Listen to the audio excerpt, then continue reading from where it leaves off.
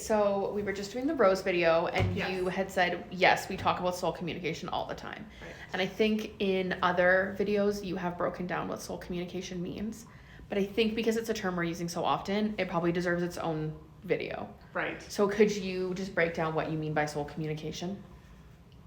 Yes, I can. Okay. So, it's sort of one of those questions where I want to be able to explain it without using the terms. So I can't say like soul communication is when your soul is speaking to you. Yeah. That Done. doesn't help. Yeah. I'll start with defining the difference between soul and spirit. And Okay. this is the way I was taught about the understanding of this term. So some people might have different understandings. This is mine. Yeah.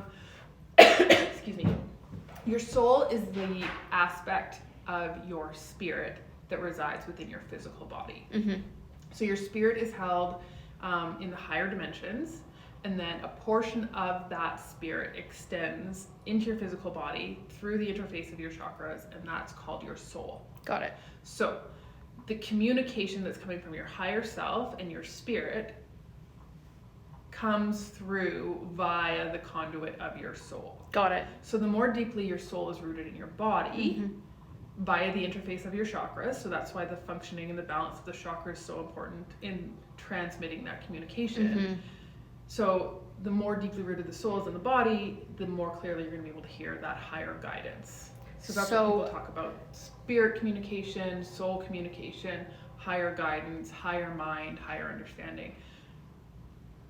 I would say those are all analogous terms for soul communication. And so then the more balanced and the healthier your chakras are, the better you're going to hear. Yeah, the less static there will be on the radio. Got it. Yeah. Oh, I like that. Yeah. Okay.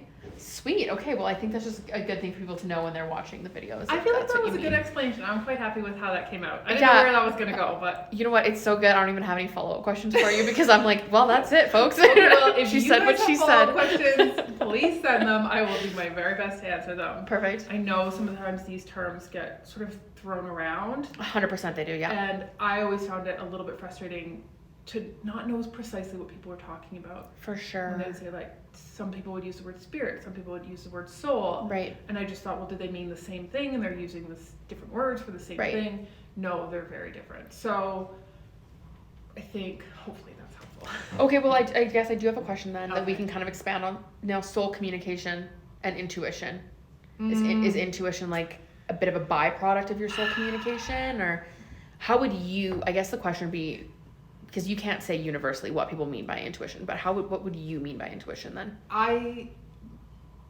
My definition of intuition is going to be, intuition is a bit of a blanket term for people using their senses beyond the five senses. Got it.